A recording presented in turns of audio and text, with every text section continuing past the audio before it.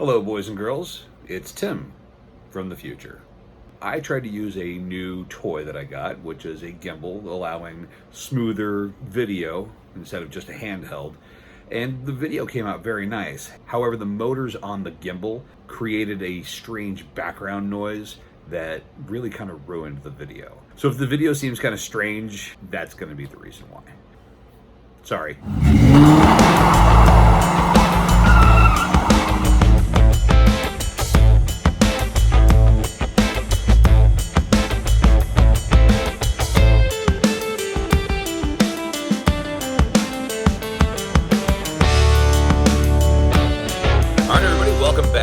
To the channel. This is going to be, if I post these properly, the fourth video, and I'm hoping the most anticipated video yet. My 1929 Ford Model A street rod, roadster, hot rod. It's got a bunch of different names. In the family, we've always called it either the hot rod or the roadster. It's achieved proper noun status. This is an original steel body, an original steel frame, 1929 Ford Model A with a Chevy engine. Ford Tough with Chevy stuff. This vehicle was purchased by my father in 1992 or so. I was in middle school. And maintained by him. I believe this is engine number 3, transmission number 2, rear end number 2, because that's the joy of owning a unique vehicle such as this. I learned how to drive in this car. And then later my father taught me how to drive stick in his Porsche 914. The VIN on this vehicle is like 6 or 7 digits long. It's so strange. It's really hard to actually look up information about it because it does not go into most VIN search engines. I did find one that is specifically for Model A's, and I found out some information. First off, unlike most vehicles, the VIN on a car like this is not attached to the frame. It's actually attached to the body and the engine, which this is not the original engine. It's a Chevy engine. With the information I was able to find, the frame was made in 1929, the body was made in 1928, and then sat around waiting for a frame to go on. And then whatever engine was in it, was in it. It was an original Roadster. That was something that Ford sold back in 1929. And then at some point in, I think the 60s or the 70s, Florida had a backwards movement on their VINs, and this thing became VINed. As usual with this car, it draws attention. This guy with the cherry picker behind me is getting out to look at the car. It's gonna make filming this video extremely hard. Plus it's windy. I've already been interrupted twice when I first was doing establishing shots, so this is gonna be a fun day. Well, that was a short but fun conversation. You don't drive a car like this with the intention of being antisocial. I see my girlfriend pulling in. Talk about interruptions. Hi. When you drive hot cars like this, all kinds of sexy ladies throw themselves at you. Look at who just pulled in here. Holy Hannah, I'm gonna have to go away for a bit. We'll be back after the sun sets.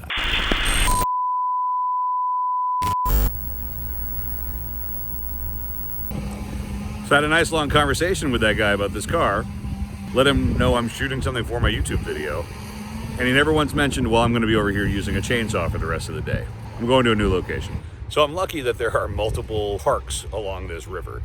River's a little bit further away, but it's still, there's just parks everywhere up and down this river. I will say this, it is not windy here. There's just enough trees that I can film this without there being horrible wind noise. All right, so when we're talking about a 1929 Model A, what are we talking about? First off, that is a 92-year-old car. I did the math. Now, when they say that they don't make them like they... What is with birds and me trying to film? I've somehow pissed off pigeons this time, and a couple crows. When they say they don't make them like they used to, they're talking about this. Can you imagine a vehicle made today still being drivable in any form, even with a new motor, in 92 years? No. Cars aren't meant to last like that. Back in the day, literally back in the day, these things were made to last. It was solid steel. It's only now starting to show some rust in some areas that can still be taken care of. Obviously the motor's no good anymore, but who would want to drive around in, I think, like an 80 horsepower motor on a car like this? This vehicle, we believe, was modded in the 70s, maybe the 80s. There's a thing on the, actually, you know what? I'm gonna show you. So this is the old radiator for this vehicle. Currently, this is not the radiator cap. This is just a hole that looks down inside the cowling. However, you'll see Dick Hall, 1929 Ford, which is what this is. But you got a date down here, which is upside down, but it's 1/17/85. There's ample reason to believe that this guy named Dick Hall converted this vehicle into what you see today in 1985. Now, the hot rod conversion that you see behind me is indicative of the 70s style of street rod conversions on these kind of cars. It started in the 50s when they would just jam a new motor into it, but you wouldn't get all of this sort of look to it. This is more of a 70s approach. Now in the modern day, all you get now are fiberglass versions of this, which have air conditioning and power steering. This doesn't have any of that. I mean, it's got air conditioning, sure. There's no roof. It's a highboy, which means that the body sits on top of the frame instead of it being down lowered over on the frame like most cars nowadays. So it sits relatively high. Some people call it a rooster tail. No, don't call my car a rooster tail. I mean, I'm sure now everyone's gonna call it that just because YouTube. It's a highboy. It is what it is. Everyone wants to call it a bucket. It's not a bucket. The bucket is the T bucket. That was the model before the Model A. The Model T came first, so those are the ones in the teens and early 20s. There is something to be said for when you go to a classic car show and you pull up next to all the other late 20s, early 30s Fords, and yours is the only original steel body and frame, and you're next to all these beautiful $60, $70, $80, $90,000 custom made fiberglass trailer queens. I'm sitting there looking at these cars going, oh man, look at the paint. It's got air conditioning. The seats look so comfortable. And all of these old timers are looking at this going, oh man, oh, if only we could have found one of those instead of having to make one of these. It's an interesting trade-off. This is a lot more fun to drive though, I guess. I've never driven one of theirs, and they're never gonna drive mine. So I'll get into sort of the engineering and what is what on this in a minute, but I'd like to discuss how this became my car, and it's kind of sad. Brace yourself. So let's talk about my dad for a minute. My dad was a great guy. Funny, dad joke funny, but like successful dad joke funny. He was a pilot, he was a flight instructor. He didn't do like airline stuff. He wanted to be home every day with his family, and that's exactly what happened. He taught at a local flight school, actually taught at a local college in the Daytona Beach area, Embry-Riddle Aeronautical University, which is like one of the most renowned schools for being a pilot and sometimes being a NASA guy. Astronaut, that's the word. It didn't strike me until like well after I got out of college that my dad used to be a college professor. Not the kind of guy you'd expect to be a college professor, but technically he was. He spent his entire life in the sky. He had more hours logged in a cockpit than some airline pilots after they retire. You know that movie Sully about the guy Sullenberger who saved the Miracle on the Hudson, saved the plane, put it in the Hudson, saved everybody's life? That guy's dad was my dad's flight safety instructor when he went to college in the early 70s. Kind of neat to think that the Sully who's famous for saving everybody probably learned from his dad, who was known for teaching a flight safety course. One of the reasons why my dad was so successful as a flight instructor was that he was known for being extremely thorough and safe. He didn't cut any corners. Students respected that about him.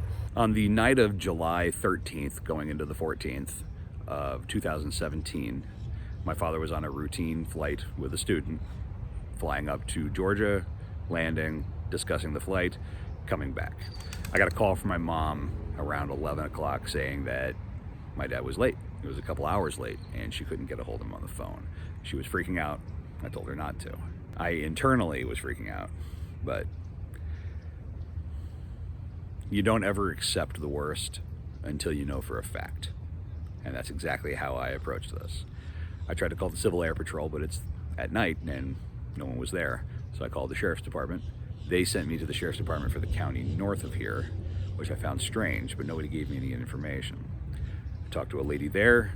She asked me a bunch of questions. I told her everything I knew, which was a lot more than she expected. We had access to my dad's flight schedule through his online booking through the school that he worked at. So we knew the tail number of the plane he was in, the name of the student he was flying with, everything. His actual flight path, the whole shebang.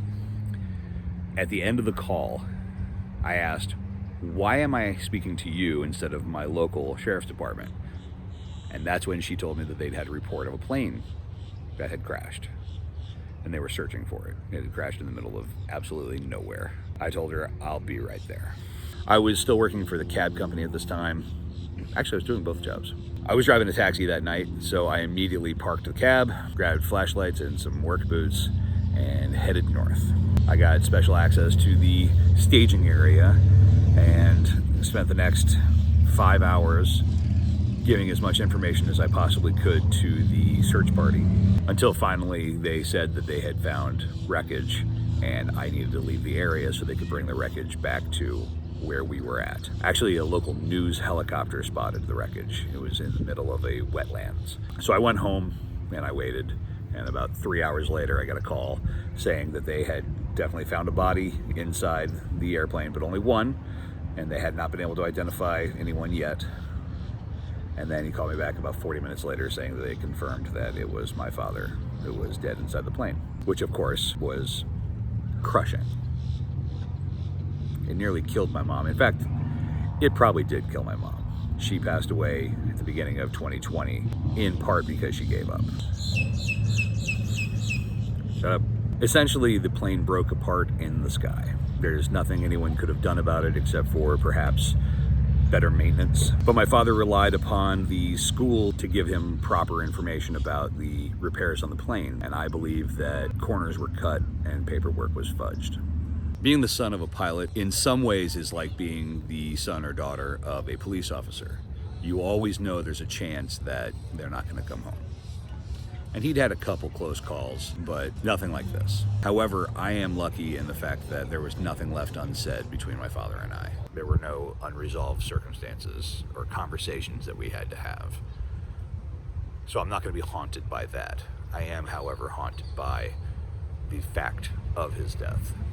The fact that he doesn't get to be an old man or retire or see this thing get fixed up, which is sad.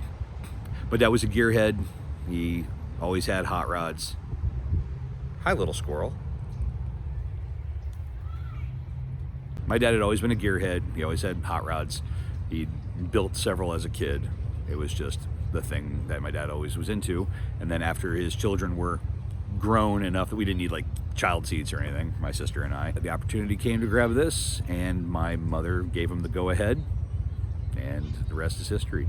So I was raised in a household with this car and a Porsche, hence my love of cars now to this day. It's like I said in the Porsche video, this is my way of carrying on my father's legacy, and I get to finish what he started with this. I don't have children, thank God, so I get to spend all my money on my cars. And this one's gonna cost me some money. Now that the sad part is over, let's enjoy this car for my dad. As usual, it is now time for an exhaust video. Clear prop.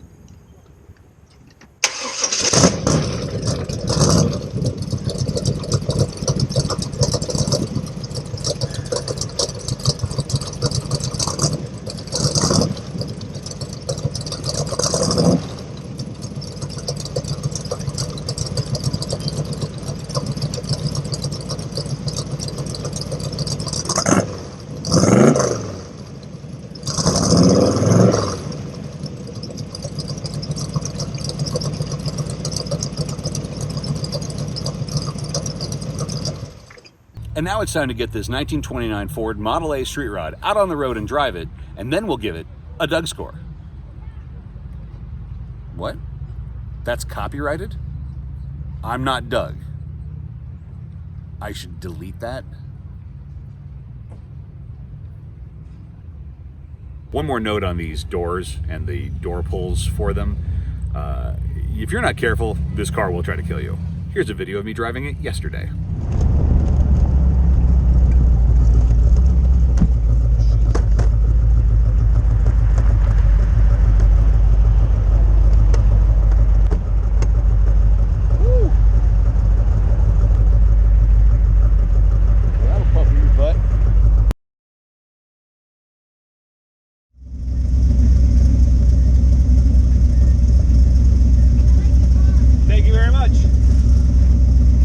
That is my 1929 Ford Model A street rod. I'm back here in my handy dandy storage unit. The goal is to buy or build a house with a big enough garage for the entire fleet, maybe some lifts, so I can actually film properly interior wise. It was great. As I was pulling into this place, a truck pulls up next to me and a guy jumps out and he goes, "You bought that car for my good friend Jeff." And I'm like, "You mean my dad?" and then proceeded to tell me 15 minutes of stories, which were, it was just great running into someone. I told you, this car just draws everyone's attention. This guy saw me from across the street, turned around, waited for me to make the U-turn, pulled in behind me, and had to talk to me. And I never even met this guy. He knew my dad from 20 years ago, and I had a bunch of stories about a bunch of people that I knew from my dad's life. He actually didn't know that he thought that Dad had sold this to somebody, and he was going to try to buy this from whoever owned it, me, not knowing that I was his son, because he felt that the car should stay in the hands of someone who loves it, which is great. And that's exactly how I feel about this car too. And I do love it, and I love my dad, and every time I'm in this car, I'm reminded of him. I have the hot rod safely tucked away into my offsite storage facility. We're going to call this my garage. It's my workspace, sure. As of the filming of this video, tomorrow we will be back here with another person you're going to meet for the channel, TJ, my best friend, and we will be doing the undercar lighting install video for the Crown Vic. Thank you so very much for watching this video, especially if you got all the way to the end. If you liked what you saw, make sure you hit that button, the like button.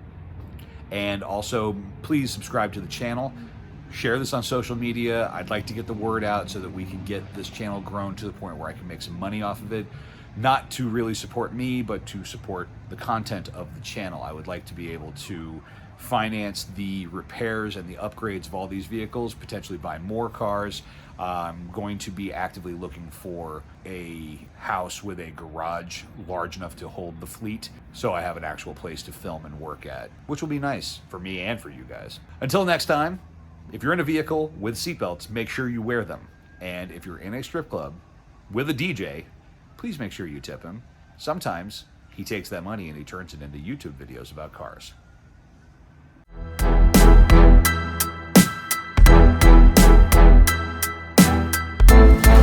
a ways to go, but it's running.